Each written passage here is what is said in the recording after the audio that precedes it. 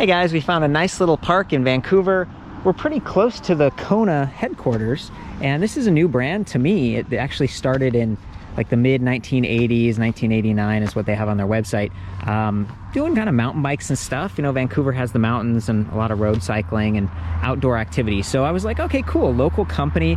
You know, what's the deal with these guys? They actually started doing e-bikes back in 2010, which is pretty amazing. And it was kind of like two guys who were friends that founded the company, and they're still 50% owners. It's like 75 people at the company. So it's like big enough to do some really cool bikes, at the same time small enough to be kind of be authentic and stuff, and nimble. They were really cool. I actually called them before picking up this bike at City Cycles down the road for a review, just to get some backstory, you know, and like, what's the deal on this bike? Because to me, at first glance, I was like, okay, you know, it's got some fenders and lights and stuff, and you know, honestly, these aren't my favorite fenders because they can kind of get misaligned and then buzz a little bit on the tires. But on the other hand, they're fairly adjustable. And you know, you look at this battery, it's external, it's not the new power tube. The motor, same thing. It's not like this really fancy like plastic matches and it's all blended together. But this is like the cyclist's e-bike. I mean, this is like what I see people who don't have e-bikes. They're often riding around on a bike like this. It's kind of colorful, does only come in one colorway, which at least for 2020, it's kind of this metallic, really cool aqua teal. I think it was black last year, which a lot of e-bikes come in black because all the fenders and accessories are usually black, the cables, and then they tend to blend together nicely. But this is really fun. It's beautiful. You can see the reflective sidewall stripes and that sort of, you know, tan sidewall, which, yeah, again, it's growing on me, definitely growing on me. And when I talked to them, they were like, hey, you know, we're all cyclists and we each ride one of these bikes weekly, where we ride them to work and everything like that. And I think this is a pretty popular one because it does have rear rack bosses right here. You can see that there's, you know, mounting provisions in a couple different places. Nice bottle cage placement. And then up in the front too, you could potentially put a front rack on this. So it's a really flexible frame. It's very traditional with that high kind of diamond, high step standover. Going to be a lot easier to hang this on the back of your car and lift it, that kind of thing. There's plenty of room in here if you wanted one of those frame bags, kind of a triangle bag. So yeah, I mean, even the reach, even though it looks like it's kind of forward and down with a flat bar, it's a little bit narrower, so you can get through doors or between cars in traffic a little bit easier. But it feels pretty comfortable and pretty upright, which to me was surprising because this is an all aluminum frame. They say it's, you know, it's aluminum alloy that's butted, so it's a little bit narrow or kind of thinner in the middle and then thicker at the ends for strength. So they get lightweight, but strength. And then you can see these are kind of like the semi-integrated headset and stuff, tapered aluminum alloy fork. At first I was like, was this steel? Because a lot of times they'll do steel for comfort, but it adds a little bit of weight. Again, fairly comfortable, unique tire size, WTB. These are 27.5 by 1.75. So a lot of times you'll see like a 700C or whatever, and that's 28, or the traditional 26-inch wheel size. So this is right in between. You get like a good comfort, lower attack angle, but it's not quite so tall as like the 700C 28-inch wheel size. So this is sort of a standard that came to mountain biking a few years ago, and it was pretty popular. It offers another choice. We're really not talking about that much difference, but when you lower the frame slightly and then you get a slightly higher volume, thicker tire, that's going to add comfort, which is nice because, again, aluminum alloy, not known for comfort. So when I was approaching this bike, I was like, well, there's no carbon fiber, there's no steel, there's no suspension fork. How's it going to feel? But the geometry is dialed in nicely, and, you know, again, a very active saddle. Just the tires, like everything on this bike is a little bit more for people who are cyclists who like to ride. They want to outfit it nicely, and it's got the fun colors and stuff like that. Of course, you could put a suspension seat post on, 27.2 millimeters on that seat post. You could adjust the geometry a little bit with these spacers here and raise the stem or flip the stem if you want to go more aggressive. I think this one's like 70 millimeter length, and we are looking at the kind of medium size frame here, 55. Yeah, to me it was like, so, you know, why not have a suspension fork? Well, because that adds weight. And this bike only weighs 43-ish pounds in the 55 that you see here, which is about 19.5 kilograms. and this is the medium. And when you think about that, that's pretty impressive considering it does have these plastic fenders. Plastic's a little bit lighter, a little bit more resilient. It does tend to make some more noise, and again, these ones in particular, they could kind of get bumped out of position a little bit more easily. It's the kind of thing I see aftermarket. This isn't quite as like purpose-built fenders that came straight from the factory like I've seen on Cube or some of these other brands. And the price of this bike is still fairly high. We're looking at, I think it's $39.99 Canadian or $29.99 USD. So for 3,000 bucks, there are a lot of e-bikes in that price range, but not all of them have, you know, Bosch drive systems. And so that's the other thing that's a real big upgrade. And they picked my favorite display. This is the Intuvia.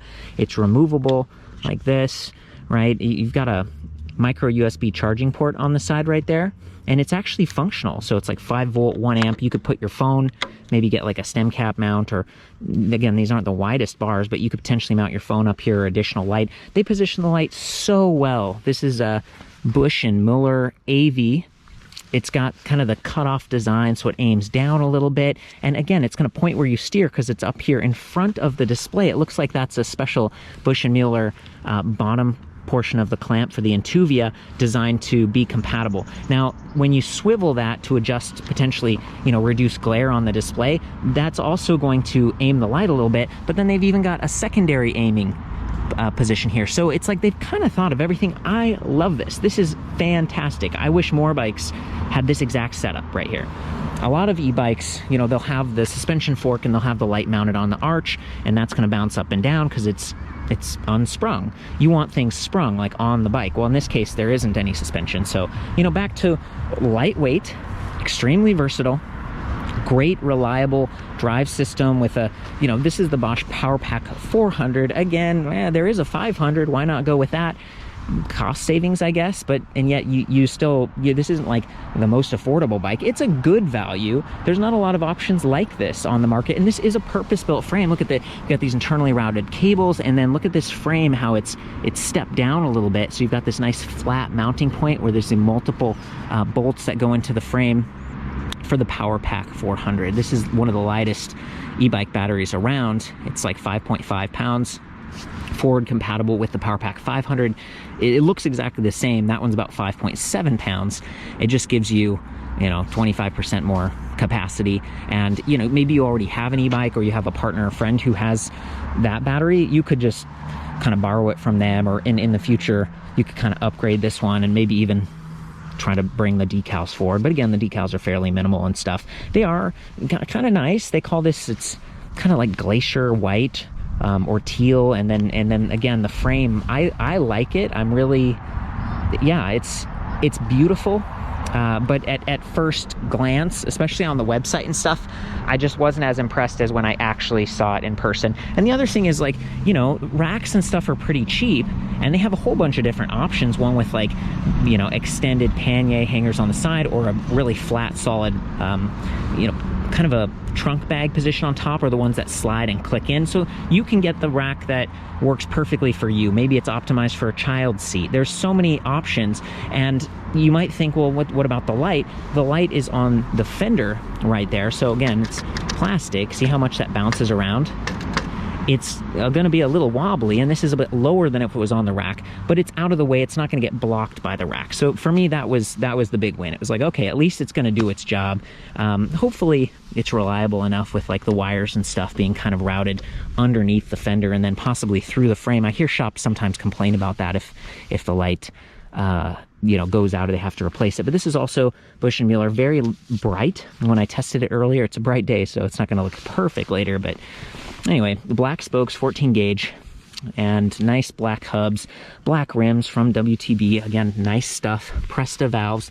Oh, and look at this. See how that magnet right there? That's what passes this little Bosch sensor, which the motor controller is measuring rear wheel speed, pedal cadence, and pedal torque over 1,000 times per second. And this is one of those signals, but it's bumped a little bit. It's not perfectly straight. It feels solid right now, and I don't want to loosen the spoke or something, but this is why Bosch has moved to the new one that's sort of mounted right here near the disc brake rotor on a lot of mountain bikes especially. On this bike, probably fine, right? But just something to note, if you start having issues or get an error up on the display, it might be that your magnet is bumped out of position. So again, a little bit of room for improvement. 40 millimeter traditional mounting points for this Atron Velo Cycle E-Lab. Nice kickstand, adjustable length, but it does require a Torx kind of a driver versus a traditional, at least in North America, hex wrench. So keep that in mind. We had to use the tool at the bike shop to get that done. Quick release front and rear, 100 millimeters up front with a 9 millimeter axle skewer, and in the rear 135 with a 10 millimeter axle quick release skewer. So you're gonna be able to get these tires off and, you know, do some quick adjustments or tube replacement if you do get a flat. But these do have puncture resistant liners. It's kind of built in, and then again the reflective sidewall stripe. So these are nicer tires. And while we're down here, I'll comment on the disc brake rotors, 160 millimeter front and rear. So nothing like too crazy.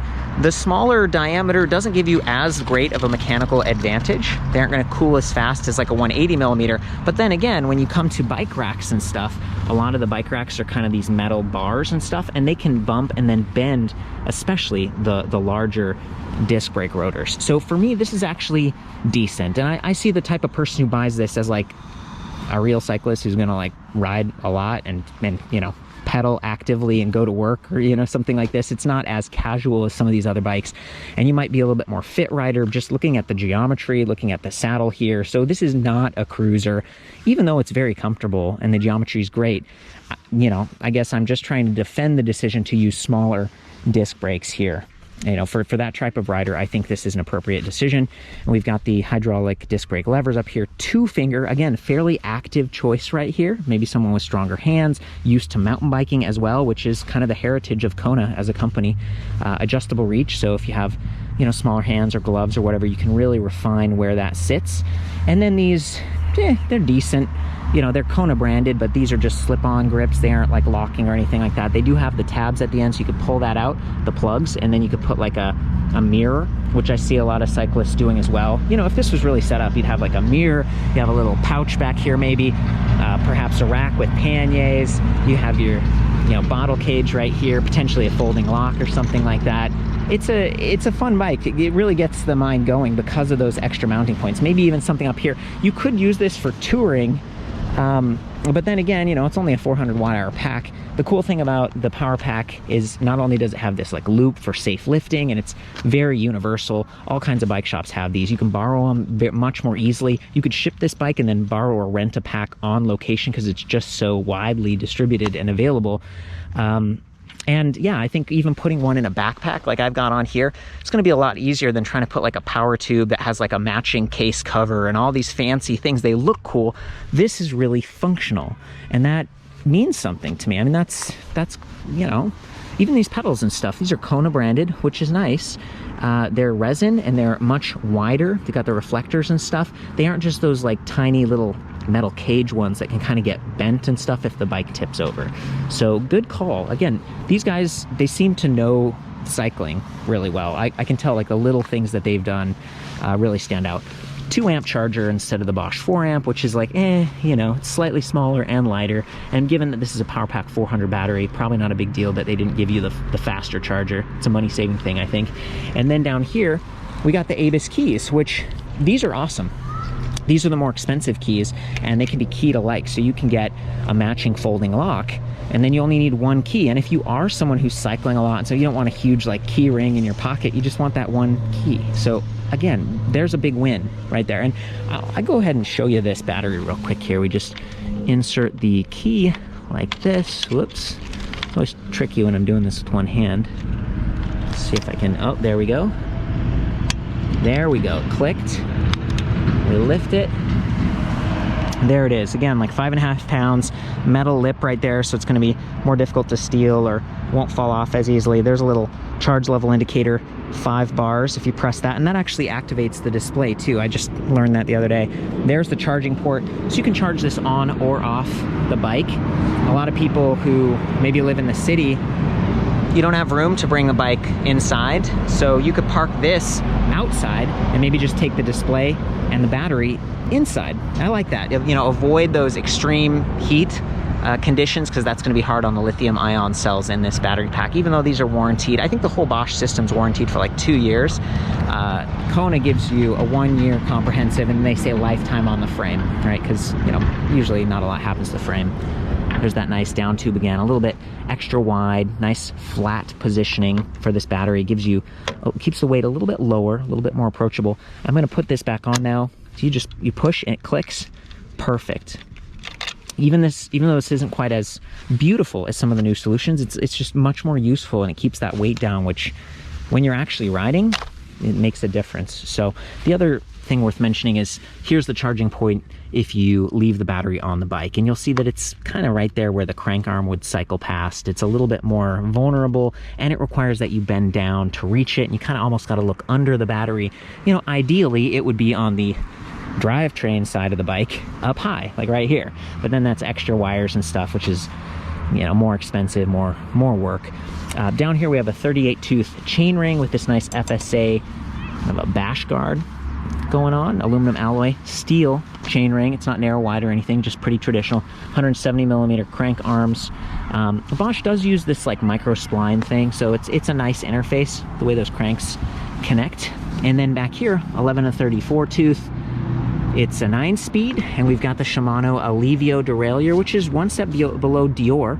Not bad at all. So again, it's like Tourney, Altus, Serra, Alivio, and Deore. So a little bit lighter. We got the barrel adjuster here, so over time as these cables settle in, you can, you know, turn it to the left like this, and it's going to make it longer, which is going to counteract the settling. Something you can do without taking it into a bike shop for a whole tune-up. Oh, I definitely appreciate that. Nice KMC chain. It looks like this is maybe nickel plated, so won't rust as easily. Trigger shifters is one area where I feel like, you know, it's not my favorite. They got the Acera triggers, and yeah, it's got the little window and stuff, and 3 downshift right here for the low lever. But the high lever, you have to use your index finger, right? And Shimano does have, I think it's like the Deore triggers where you can use your thumb, and I like to use my thumb at all times. I don't like to have to do this. So if I do that, 1, 2, 3. You can dump those gears. Very nice. And if you are dumping those gears, remember those 3 signals we talked about? Rear wheel speed, pedal cadence, pedal torque. It's measuring super quickly, and it's listening for changes in pressure from gear shifting. So they call that shift detection, which is really nice. It's going to help protect your drivetrain, keep those teeth from bending and stuff. Might as well go ahead and jump into the display here. Again, so cool that it's removable. Kind of adjust the angle a little bit. It's fairly tight right now, so I don't want to break anything, and I'm going to spin it around so you can see this. Good positioning on the kickstand. See, we're not getting any pedal collision or anything right here. It's really nice. Oh, and while we're at it, look at this. You can pedal this bike backwards and actually cycle the chain, and that has to do with the new Active Line and Active Line Plus motor. So that's great for doing drivetrain maintenance. If you don't have a bike stand, you're just putting some lube on or something like that. Being able to pedal backwards is nice. There is some friction, so keep that in mind. But a lot of the other bike systems, mid-motors, they just spin, right? And mid-motors the most efficient. They're low, they're centered. This thing is, it's not the highest end motor from Bosch, but it's fairly light at 7.05 pounds. It's fairly compact, very quiet, very efficient. So it produces 30, 35, 40, well, actually I think it's 35, 40, 45, 50, yeah, up to 50 Newton meters of torque, depending on which of the 4 levels of assist you use, which is, it's okay. I mean, there's the performance line motors, which do 63 or 75 Newton meters of torque, but if you know how to shift gears and stuff, this is gonna conserve your power a little bit more, a little bit lighter weight, quieter. So this is it's a decent choice. The only drawback to this is that the pedal cadence support is a little bit lower than the performance line. So this only gives you up to 105 RPM, so 105 rotations per minute. And as someone who likes to spin, someone with like a road biking background, that's a bit of a letdown for me, because there are times where I'm like approaching a big hill and I'm like tung, tung, tung, tung, and I drop all the gears and I start spinning fast because I have sensitive knees. That's why I have an e-bike. And then when the motor can't keep up with me, it's like I have to shift down slower to get my, you know, mechanical advantage for my knee. But then, you know, it's a minor thing, but that's the one area where, had they gone with the performance line motor, I think for me the price would have been like, okay, great, you know, you got a performance line motor. It would have burned through the battery faster, which means, well, maybe now you need the PowerPack 500. And if you're already a sporty active rider, the whole thing starts to make sense. I do want to call out some of the complaints or some of the trade-offs. So I did some research, and it looks like the 2018 Kona, as you can see here, did use the Performance Line motor, and this one offered up to 120 RPM pedal support and that 63 Newton meters of torque. So this is nice, but it weighed 8.8 pounds, and it used the Bosch reduction gearing system. So every single crank revolution would result in 2.5 chainring revolutions, and that reduction gearing did create some mechanical drag, which was noticeable if the bike was completely turned off or you're trying to pedal beyond 20 miles per hour, 32 kilometers per hour. So that is not the case with the new systems, whether it's Performance Line or Active Line. All the new Bosch stuff uses a standard size chainring. Part of me wishes that Kona would have stuck with the Performance Line and just gotten the newer one. Okay, so anyway, back up to the display. Part of the reason I'm focusing on that so much is that this display, it actually has shift recommendations. So there's little arrows that appear up here depending on how fast you're pedaling. And it's like, okay, you're reaching like the upper limits of this motor, you know, shift to a higher gear so we can keep up, or downshift if you're like, that motor's not getting a good mechanical advantage, just like your legs. So, you know, downshift. Coming back to that, that nice little metal plate there, that's gonna help keep your pants clean, and it's also going to keep the chain from derailing quite so easily. It could still derail inwards, you know, and again, no suspension on this bike. This is more for like urban riding, and I don't think I'm dropping chains that frequently, but I want to call that out. It's not a full guide. Oh, and there's no slap guard. See, there's no sticker slap guard back here or neoprene guard. For such nice paint, I would probably go on like Amazon or whatever and buy one of the clear plastic guards to put on, or you can just take some like clear box tape and make your own little slap guard. It's a little pro tip for you. Okay, so back to the display. I love this thing. It's like 2.75 inches wide in terms of like cross diagonal measurement. We've got the same 5-tick battery infographic, which is leaves something to be desired. It's just, it matches this one down here, and each step is 20%, which that's a pretty big gap. Like, what if you only have one bar left? Are we at 20? Are we at 0? Like, where are we? Thankfully, they have range estimate built in as well, which we'll get to in a second. So there's the battery infographic, current speed in miles per hour, and you can change that by holding reset and I and go into all the settings and stuff. We have the headlight infographic as well, and it has a dedicated button right here. So it's pretty easy to remember, like, okay, are my lights on or off? A lot of other e-bikes, you have to hold like different buttons in combination to get that done. And I want to comment as well, this has like a nice little side cutout for the headlight, so you're getting some side visibility. Same thing for the rear. Yeah, and there we go. This is a fairly bright rear light. I think it might just be one bright LED with some light pipes, but it gets the job done pretty well. And again, the headlight, perfect positioning, up high, points where you steer, good stuff. Let's see, trip time. I might as well just cycle through these. So the I button cycles through the lower portion here. We get range, and this is where if we press plus or minus, it dynamically adjusts and says, okay, we think you can get 68 miles based on how you've been riding and how full the battery is. That's really cool. It almost makes the battery infographic like less of an issue, because you're like, whatever, I can just get my range estimate. So very cool. Press the I again, we get to odometer, trip distance, clock, max speed, 20 mile per hour top speed on this bike, 32 kilometers per hour. So this is a class 1 e-bike. It can go like pretty much anywhere a traditional bike will go legally, and depending on the signs and stuff. This is the most universally accepted type of bike. Average speed 7.8 miles per hour. Trip time, so we see we just cycled all the way through. The different levels of assist are either off, which means you've got a bike with a nice cycle computer and lights, or eco, tour, sport, and turbo. And turbo gives you the most power, it produces the most noise, but it's also kind of fun, especially if you're at a shop and you're just testing it and seeing what this can do. It's going to help you climb really steep stuff, and, you know, again, alleviate the pain on your knees if you're like me. Let's see what else we got here. There is a walk mode up there. It's easy to miss. If you press walk mode and then you hold the plus button, that can help the bike limp along if you do get a flat tire, or maybe you've got a rack with a child, or you're going across the grass in a crowded park and you don't want to, you know, disrupt people. You don't want to be rude riding your bike. So yeah, I think that's pretty much it. It's a really good system, very reachable, very clicky, right? Which is pretty nice. At some point, you don't even have to look down. You're just riding, you're just kind of clicking and feeling your way through this. It becomes an extension of your body, and that's really the story for me. So what started as kind of a, you know, just another e-bike. It kind of seemed average, to be honest with you, like the color, and I was like, you know, then when I got closer, I was like, these guys know bikes. You know, this is a really good, it's a good setup. You pay for it for sure, but you get some really reliable, nice hardware. Now let's take it out and do a little ride.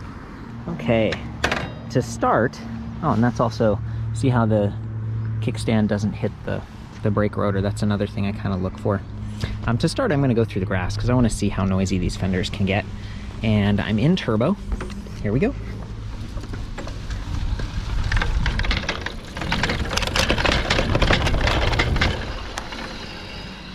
Oh boy. Now that's something worth noting. The battery wasn't quite clicked in, and I do this all the time. Wow. I'm really surprised that happened because I thought I heard it click. But this is something that happens in real life to a lot of people, and thankfully this was in the grass, and you know, the battery is going to be fine. Just kind of dust it off a little bit. We got a little sticker road burn or road rash, but anyway, let's put this back on. Thankfully you don't have to have the key. There we go. So I really had to push, and it had that secondary click. Be mindful, because if this would have been concrete, that would have been a real bummer. Still like $800 or $900 to replace that battery. Okay, let's try again.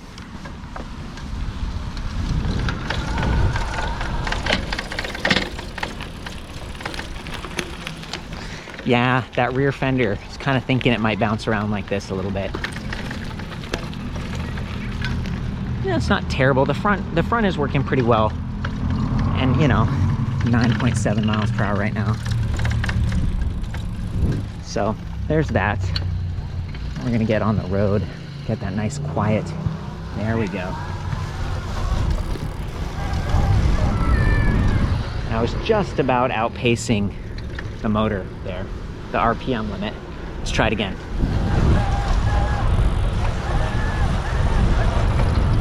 Yeah, I think I'm right at the edge, and I'm getting close to that 20 mile per hour cutoff. One more time.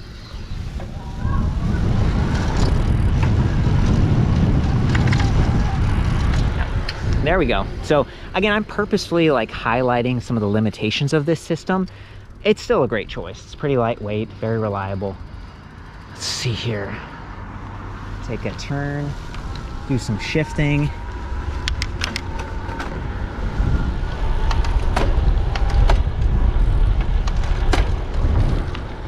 Not getting as much mashing as you would otherwise because of that Bosch shift detection.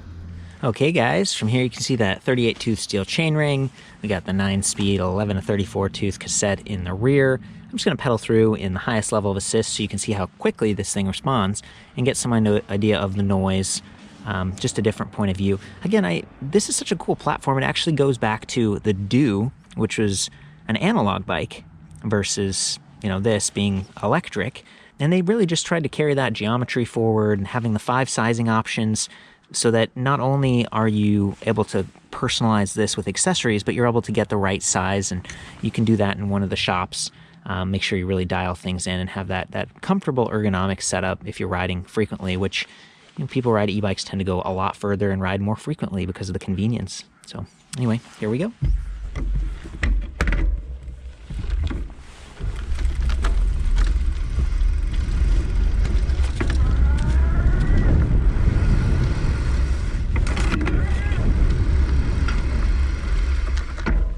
This is mostly just brake testing.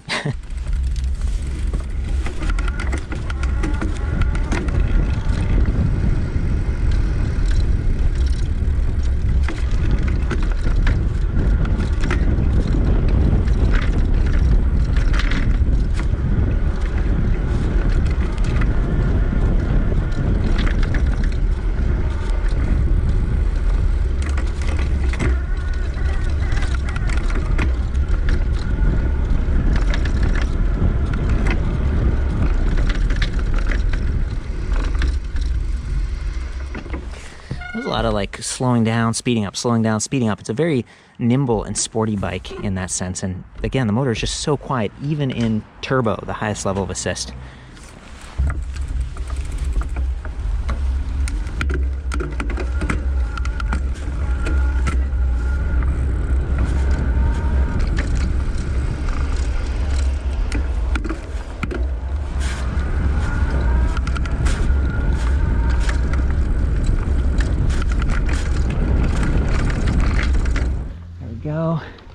Now that's a hill, guys. Let's give it a try. And again, very stable feeling because of the slightly wider tires, 1.75s that we talked about earlier. You can even see a little power readout. My gosh, now I'm freaked out because of that battery drop earlier. Okay.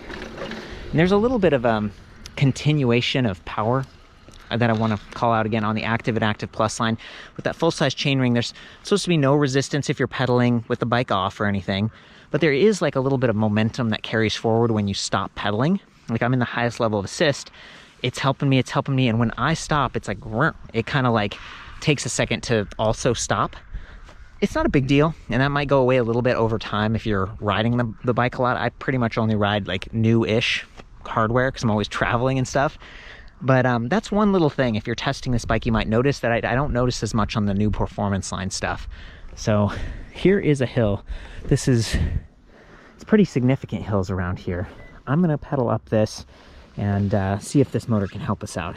I'm starting out in a mid-level gear. Normally I would downshift a little bit.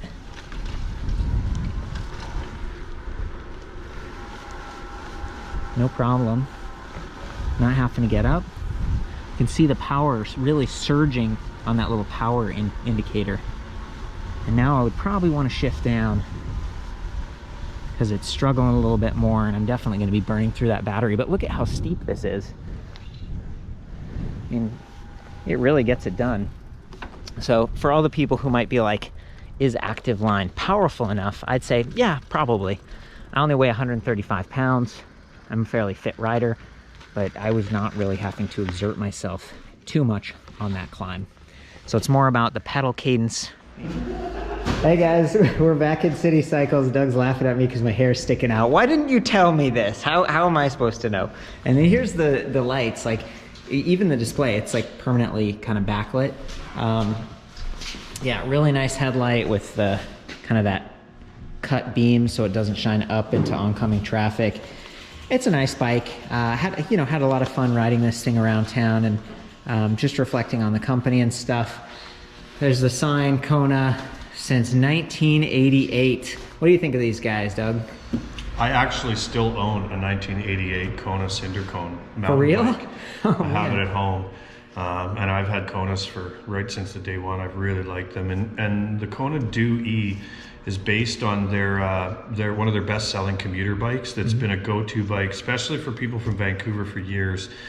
People have got that one and they love it, and they just keep putting parts on, and they come into the shop 10 years later completely scratched up. All the tires, everything's been replaced. They got 100,000 kilometers on them, but they still love them. They don't want a new bike. They just want to keep making that one work. Nice. Because it's just nailed the geometry and the ride quite well. Yeah, well, I would have to agree. It was fun riding this thing. It was a little bit more upright than I expected. You know, I was looking at this and I was like, oh, I'm going to be leaning way forward. It's a more like active bicycle, but it feels comfortable. And with those tires, 1.75, like a normal city tire from like an acoustic bike, it's like 1.25 a lot of times, right? Yeah. So, you know, it's half an inch, guys, half an inch. Thank you so much, Doug. Yeah, no problems. Guys, I think that's it. That is the Kona Dew-E. For the full written review on this, including all the specs and the ability to compare to some of the other products I've reviewed in the past, I'll see you back at ElectricBikeReview.com. Definitely impressed with this company. That's, you know, it's from BC, and I think they operate in the US as well, in like Bellingham and kind of Washington State. Chime in if you have any questions, or if you want to see some other products reviewed in the future, let me know which ones, and I'll do my best to get out there. Hope you're having fun, you're safe, love you, and we'll see you next time.